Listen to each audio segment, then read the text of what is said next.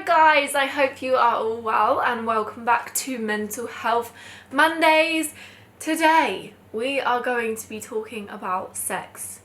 BPD and sex in particular, because I feel like BPD can make sex a very difficult subject. I mean, sex is a difficult subject as it is, even if you're watching this and you don't have BPD. Those of you that want to chat about sex, because a lot of what I'm going to be talking about today, like getting attached to people, having casual sex, feeling insecure, applies to those without BPD as well. I just feel like with borderline personality disorder, everything is heightened, and that's how I usually describe the disorder as a whole. So first of all, we are going to start with impulsive / reckless behaviour. Now, when you look at the criteria for getting diagnosed with BPD, sex is given as one of the examples alongside gambling and drugs and things like that as examples of impulsive and reckless behaviour.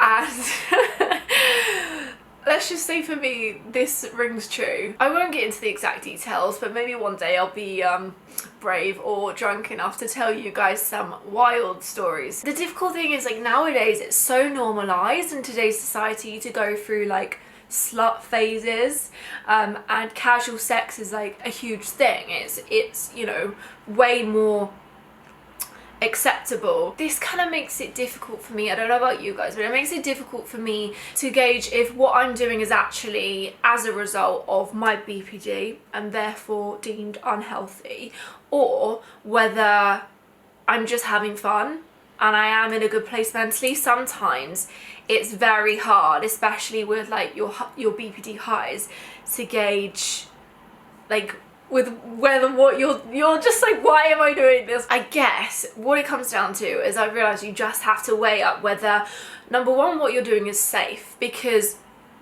I am all for people sleeping with as many people as they want, as long as it's safe and it's consensual. You know, I do not judge. I applaud my friends when they tell me crazy stories, because we're young, we're allowed to do what we want, and as long as, you know, you're feeling comfortable in the situation, then it's fine. And then the other one is whether there's like a major crash kind of after the sex, because for me, what I've noticed in the past is that I'll use it as a form of seeking a high, which is what those with BPD do. And so you will get a high from like the attention from a guy, from having sex with them, and then there's still that kind of crash after, because you're like, oh, what now? Oh, okay, on to the next one. And this is, you know, where these patterns developed.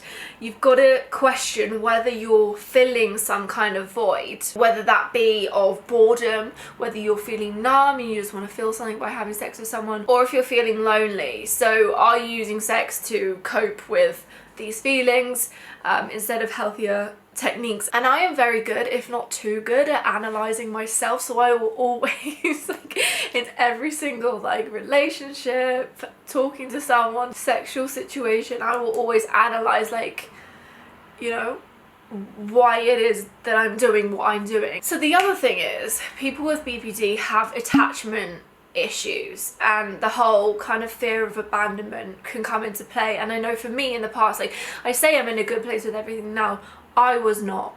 In like, it's taken me a long time to get here, and even to this day I'm still the kind of person who will get upset if someone doesn't text me back. So I know in any situation, regardless of BPD, it can be difficult when you have sex, especially for girls. I mean, I think it's more scientifically proven that girls, they kind of associate sex with love, and, you know, there's all of these feelings and hormones that come along to it, which makes us more prone to get attached to a guy. Now, throw in the whole history of fear of abandonment and rejection, etc, etc. This can make situations like sex very, very difficult. It depends on the situation. I think it's more difficult if it's just kind of like a casual hookup thing and one of you is more into the other, which always kind of tends to happen. For me, even when I've known that I've literally just wanted to have sex with the person and I don't want to pursue a relationship with them, even their lack of contact afterwards can leave me questioning, like,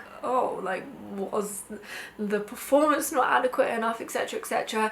But I've realized that's just kind of how my brain / society's brains are conditioned to think.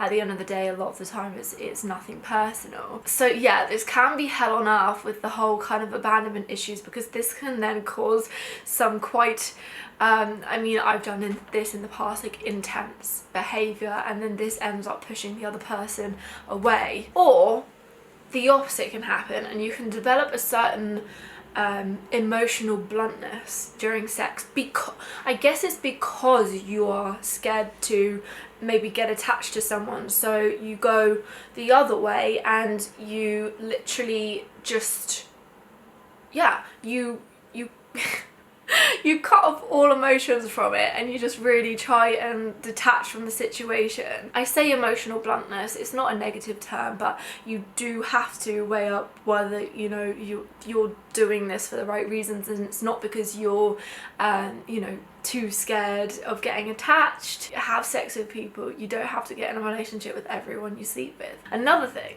which I want to go into more detail on is medication, because it's all very well describing those with BPD as promiscuous, which was one of the words that came up when I did research on this video, by the way.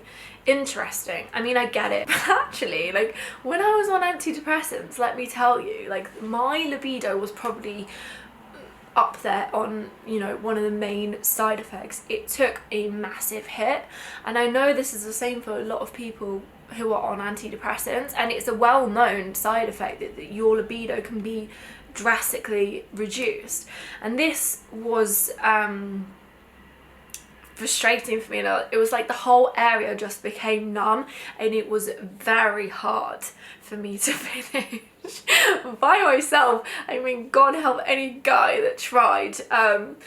They gave it their best shot. It just was not happening. Like, I can't even explain. And then when I came off antidepressants, I was like, oh my God, this is crazy. Like, how much this medication can affect your body. And obviously, like, at the time, you know, the antidepressants were necessary for me to stay alive. It's like sex where you can feel it more, or antidepressants. Obviously I'm going to pick the antidepressants.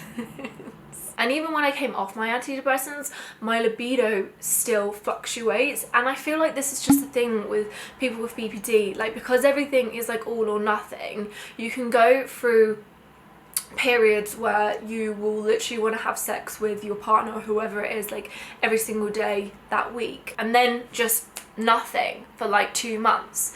And so this can make, like, sex life when you're in a relationship very, very complicated, especially when this whole term splitting comes into play, and you love your partner one minute and you hate them the next. Like, I think with my ex-partners, they were just like, what is going on? And it's really hard because you really try and compromise and come to, like, somewhere in the middle where it's like, oh, okay, maybe let's have sex like once a week or twice a week, but then you don't want to do that because then it kind of takes the fun away from it. I just feel like it depended on my mood, and a lot of the time my brain was elsewhere. It was either all consumed by depression, or a lot of the time anxiety, and by worrying about unnecessary things. My libido was just kind of like got, you know, relegated to the bottom of my importance list. And then other weeks I was feeling great and I was like, yes. And I really, really, really wish I was one of those people that had sex to release some kind of tension, because I don't know about you guys, but for me, the last thing I want to do when I'm anxious is have sex. And then we haven't even touched on, well, this is an issue with people as a whole, like low self-esteem, slash constantly questioning how you're looking, how you're performing, etc. can be a massive deal. Under the BPD criteria, unstable sense of self is one. Plus, I think with a lot of us, self-harm scars get thrown into the mix. This is not something that's like on the forefront of my mind when I have sex, but it is kind of like a thought. I mean, a lot of the time I like it to be dark anyway, so it's not like they're like super obvious. Correct me if I'm wrong, but the TV light is the best light because it's like really low. It's really flattering. I mean, I don't think I've ever had a guy complain. They are not focusing on your scars. Like, when a guy or a girl or whoever it is that you're having sex with is having sex with you, all they're thinking about is having sex. But I think a lot of the time worrying about how you look and how you're performing, etc., can take away from a lot of the fun of sex. Hence why I think in normal life and with those with BPD, drugs and alcohol are usually involved in these situations, because then your inhibitions are lowered, as they say, and you're not focusing so much on worrying about the various aspects. And my final topic that I'm going to throw into the mix is childhood trauma, or trauma in general, because I feel like it doesn't just have to stem from your childhood. Sometimes this can create issues if the trauma was related to sexual abuse, therefore giving negative connotations towards sex, and I feel like this is very, very, very common with those with BPD. I was reading that apparently research has demonstrated that women with BPD tend to have more negative attitudes towards sex. For example, women with BPD reported having a greater number of mixed feelings about sexual relations, and are also more likely to feel pressured to have sex with their sexual partners, whether that be pressure from the partner, which hopefully it's not. In my instance, when you know, it was a stage where my libido was really, really low, but I was aware of my partner's needs as well. I say needs, I mean, it's not a need, but you know what I mean? I was aware that, say, an ex-partner had a pretty stable, normal libido.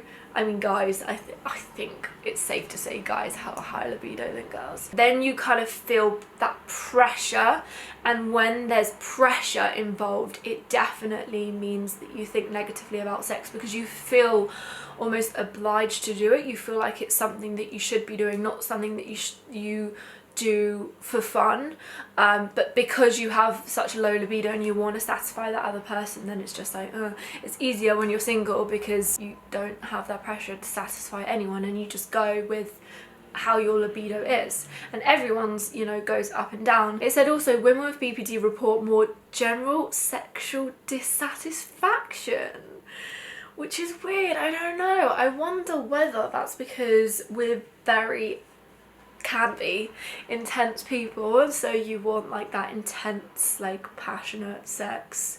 It said much less is known about how BPD affects men's attitudes towards sex, which is all very interesting, and I wanted to link this article that I found really, really useful for you guys. It's on borderline personality and sex and 20 different things that people with BPD find about sex. It made me feel like so much less alone. It just really comforted me. So please do let me know what you thought of this video. I hope you found it an interesting discussion, even if you don't have BPD. Let me know what you thought. Make sure you do give it a thumbs up if you did find it useful or helpful in any way, and I will see you guys in my next video, and until then, goodbye.